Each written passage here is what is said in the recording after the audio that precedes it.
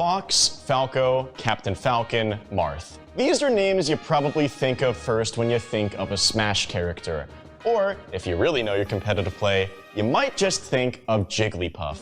Puff's been in Smash since the very beginning, and she's been competitively relevant since the beginning too. If you're looking to get a bit more relevant in your scene, or even just pick up some GSP, or beat an arrogant friend, then head over to ProGuides.com. There you can find a ton of great educational resources to help you learn the mechanical ins and outs of Ultimate. Puff's relevance really kicks off in Melee in the Major League Gaming era back in 2004 and 5. At this time, Smash, Melee, and most esports were up and coming. The best shot anyone had at making it was through MLG and their tournaments. And one of the very first players to work directly with MLG was a Puff main named Killa OR. Killa OR even got a spot on MTV's True Life series, where you can see a ton of Melee's old greats. Killa OR was a top East Coast player and the biggest early influence on Puff. His best result was at MLG Los Angeles in 2005, where he got 3rd place over every big Melee name except Ken and Isaiah. He also got 2nd at a less stacked MLG Houston. And he had a truly legendary moment in the very important East-West crew battle in 2005. In terms of the Puff meta, Killa OR's biggest developments were simple strings and good neutral. He helped popularize some early setups like up tilt rest, and helped show the importance of wave dash and movement. But his true strength was using Puff's aerials and mobility to pressure opponents, pushing them off stage where he could edgeguard. In 2006, Killa OR wouldn't get the same results, and would eventually retire. Following him would be a NorCal player by the name of The King. And The King would do something vital for any character in early Melee. He'd make Puff look cool. The King pushed the character's combo game to the limit. Namely, he'd find a lot more ways to land a rest. The King would get some pretty good results, but his results wouldn't be as influential as his combo videos. The King's combo videos would get a lot of players interested in Puff, including one of Smash's best competitors ever. And the only reason I play Puff is because of that combo video, and because King.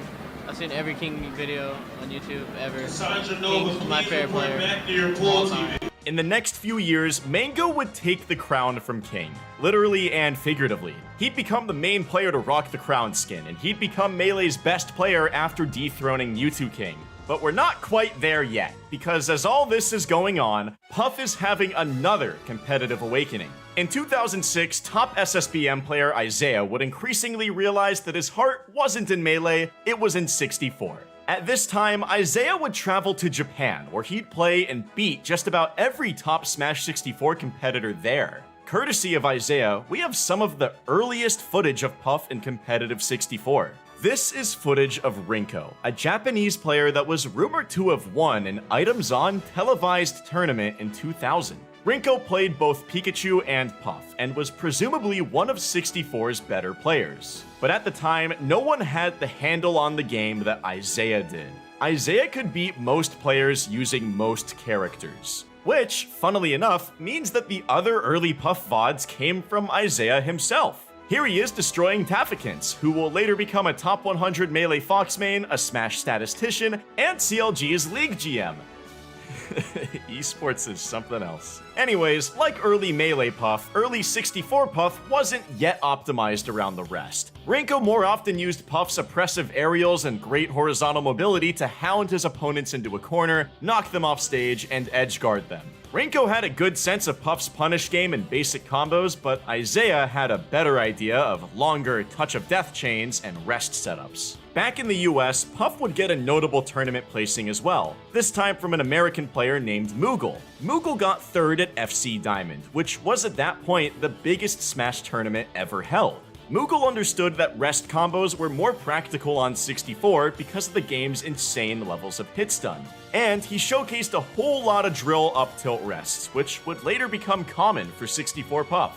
For as underdeveloped as 64 was at the time, Puff's general strengths and weaknesses in it were still pretty clear, and her sharing some normals with Kirby meant she had good hitboxes and shield pressure. However, she died early and she had a surprisingly bad recovery. Her vertical movement was notably much worse than in Melee. In 2008, she'd actually be rated close to where she is now. In Melee, people didn't begin to understand Puff's true strength until Mango started powering up. She was consistently underranked, sometimes going as low as mid-tier. In 2004, Smash Backroom put Puff in second on the tier list as an April Fool's joke. The joke would be on them when Mango beat everyone in the world with Puff in 2008 and 2009. EVO World 2007 would be Mango's first big run, and it started in pools against M2K's Sheik.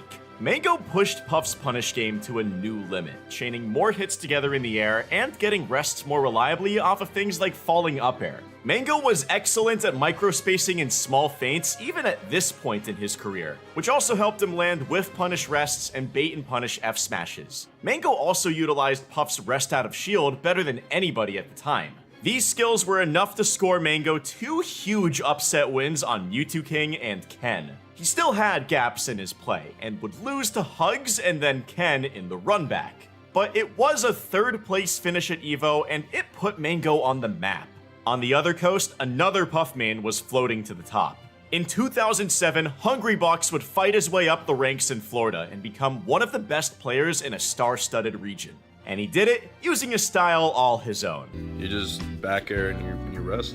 But seriously, HBox played the more traditional game of using Puff's good hitboxes and mobility to take stage control in stocks. He may have been better than Mango at the time at using back air as a neutral tool and combo starter. And he was very good with Puff's grab game, regularly getting rests or edge guards off a throw. All of this set up for a very interesting 2008. It would simultaneously be the awakening of a top tier and a bottom tier.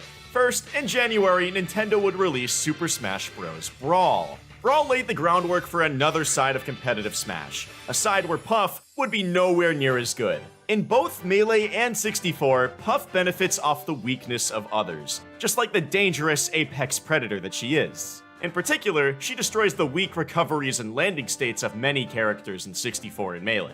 In Brawl, and all following Smash titles, recoveries would never be as weak across the board as they were before, nor would hit stun be so heavy, meaning rest would never be as practical and punishing as in Melee and 64. The problem is, Puff needs these strengths to survive in the wild. She doesn't have the disjoints of the Swordies, nor does she have the damage and speed of a Spacey, and she's so light and floaty that she doesn't do well taking trades with her opponent. There's a lot more to say about Brawl Puff specifics, like the lack of combos or chain grabs and the nerfs to her hitboxes, but it's more important to note that the design changes in Brawl would carry forward and carry Puff out of high and top tier in Smash 4 and Ultimate. While Puff was struggling in Brawl, she was entering a golden age in Melee.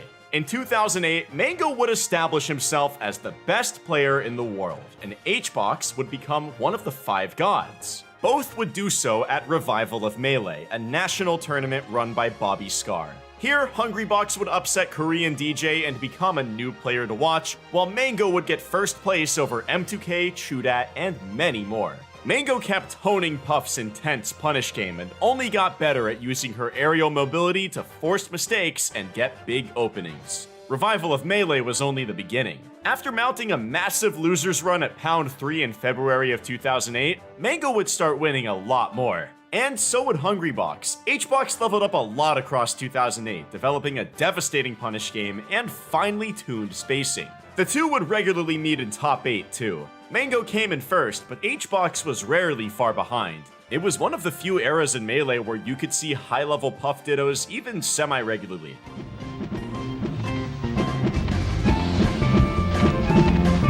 By 2009, Puff had totally evolved from a weird floaty mid-tier to an OP character that challenged the idea of what Melee was. But reputation often comes with success. This is where the Puff hate would begin. Everybody watching, I friggin' hate Jigglypuff. I think she's the worst character. Why can she press down B and kill you? Doesn't make any sense. At Mango and Hungrybox's level, Puff didn't seem to play by the same rules. Her recovery was very hard to touch, her neutral was very air-based, and her punish game was less about long combos and tech chases, and more about stage control in short but insanely potent strings. Mango's Puff did eventually gain popularity.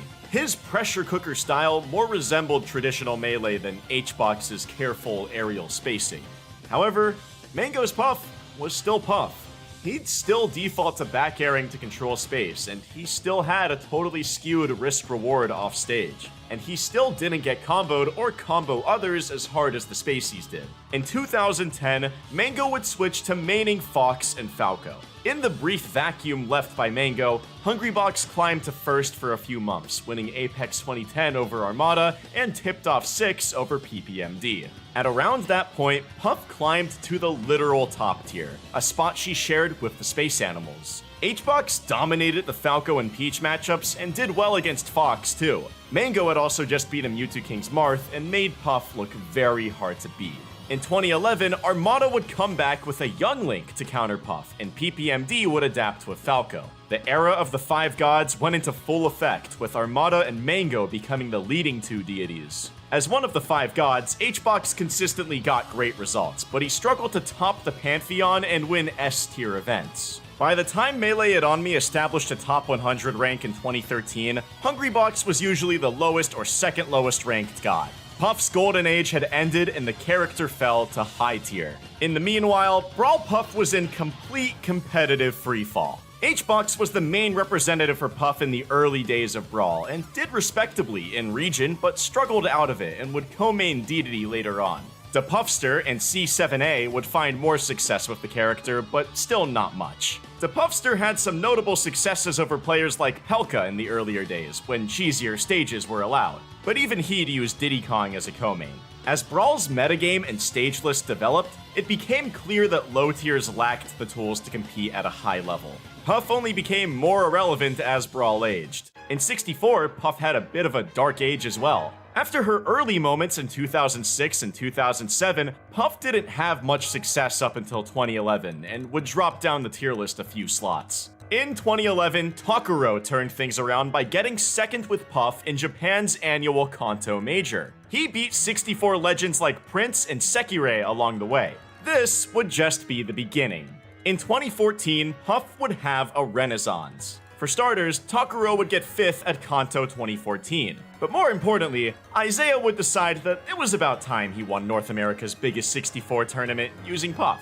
You know, just do that. Isaiah would run through an insanely stacked Apex 2014 bracket using only Puff, and he wouldn't drop a set. He'd once again optimized the character's rest setups, finding ways to tack on damage so the rest would guarantee a kill on Hyrule Castle, where the blast zones were so far away that he could wake up and do it again.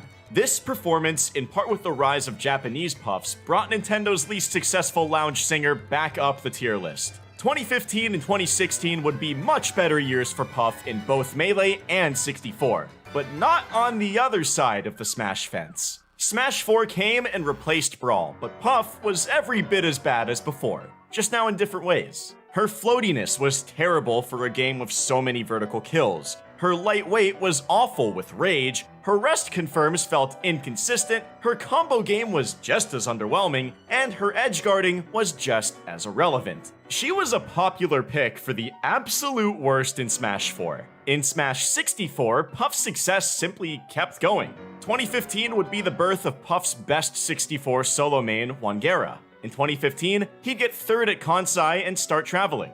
In 2016, he'd get 3rd at Genesis by beating Kero Kerapi and Isaiah twice. Where Isaiah optimized what Puff got off of a grab, Wangera optimized how to get the grab, and further improved the character's edge guarding using down smash. Wangera would rank 5th in 2016, and Puff would see a lot more representation in the top 100, both as a secondary and main. In the Melee world, 2015 marked the beginning of Hungrybox's float to the top. That was the year he would start consistently beating his demons, Mango and Armada. He'd still struggle to win a tournament with both in attendance, but he'd place second at so many majors that he'd jump up to number 2 on the rankings. Towards the end of 2015, Puff finally saw success akin to her earlier golden age. At DreamHack Winter, HBox would place first over both Armada and Mango. And at the MLG World Finals, for the first time in a long time, there were 2 Puffs in the top 8 of a stacked tournament. HBox at first, and Prince Abu at 7th. This is notable because while there were other great Puff mains before, they often came and went from the top 100. Prince Abu is still a consistent, strong Puff main in Melee today. In 2016, Puff's stock as a whole would go on the rise. The biggest moment, of course, being when HBox won EVO 2016 with a bracket reset over Armada that showed why Melee Puff is so good, so beloved, and so hated. From EVO 2016 and on, HBox and a gradually growing base of Puff mains entered into an arms race with other characters. For Puff, it was all about being eagle-eyed in both catching and forcing slip-ups. Mistakes as small as a missed tech or bad DI on one throw could cost a stock. For most characters, it was about really nailing the kill confirms and tacking on as many stray hits as possible. Puff wasn't easily comboed, but every hit mattered since she died so early. Increasingly, Puff would win this arm race.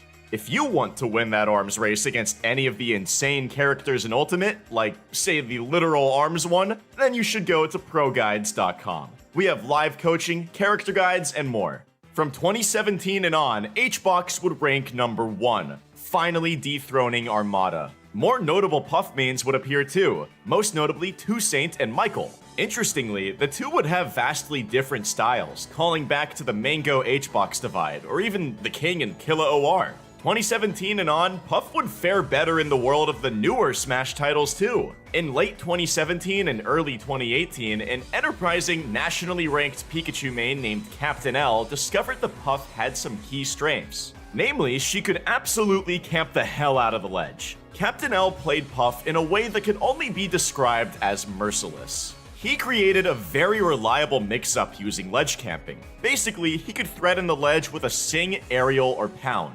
If the opponent stood near, he caught them with Sing. If they came down, he up-aired or used Pound. If they tried to hit him from the stage, he could air dodge, then rest them. It was surprisingly good. Good enough that Captain L beat Larry Lurr with the strategy. Funnily enough, at about the same time, a Japanese Puff main named Arika also started doing well, but using a pretty honest style. He got an impressive 17th at Umebura Smash 4 Final, mostly by finding good horizontal combos with Puff. 2018 raised the question of if Puff could have done better given more time in Smash 4, or if her ledge shenanigans were just a gimmick waiting to be figured out. In the Melee world, 2018 was more Puff greatness. HBox made it so being a top 20 Melee player meant you needed to consider the Puff matchup as deeply as Fox or Marth, despite the Puff player base being much smaller. Zane, Wizrobe, Plup, Mango, and Leffen would all take notable wins off of HBox in 2018 and 2019, but no one would quite take the crown,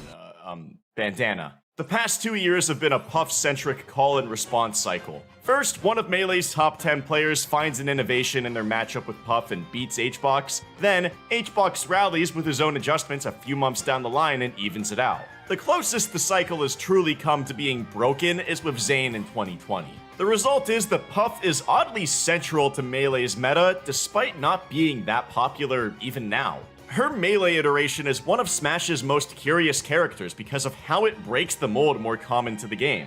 Normally, the meta-dominant characters are the ones who fit so well into the engine that they almost embody it. Bayonetta being the queen of the vertical combo and lower percent KO, Meta Knight being the king of neutral and Ices being the consoles of chain grabbing, 64 Pikachu being the apex of zero to deaths. Melee Puff's an interesting exception. She does carry the game's high-risk, high-reward style, but she also pushes both players to look harder for an opening and play more cautiously, because every opening matters more and it's harder for either party to bait the other out. And then there's Ultimate Puff. Ultimate Puff is truthfully hard to fit inside the narrative of the character because, well, the little pink ball doesn't have any kind of story inside Ultimate yet. She's new and different in some ways, but overall has the same issues that hounded her since Brawl. She simply doesn't have that insane melee mobility and kill power that redeems her inherent flaws. Puff was overall better on Ultimate's release than Smash 4's, but that's not saying much. In Ultimate, Puff was faster, got rewarded more for landing rest, had more combos, a legitimate shield breaker, and could edgeguard some cast members well.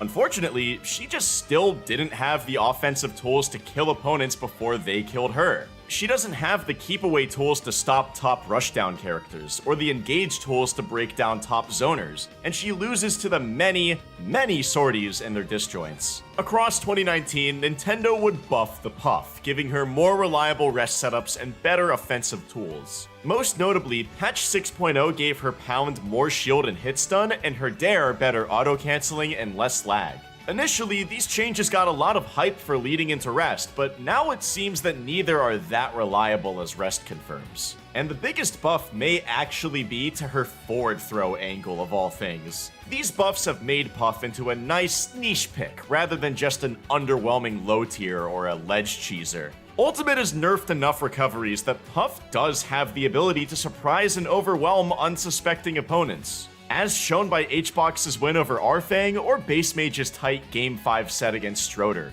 However, Ultimate's three main Puffs in Base Mage, Arika, and Hungrybox haven't quite managed a big national tournament run yet. Arika has gotten the closest with a 25th at Umebura SP4, but truthfully, Piranha Plant did better at the very same tournament.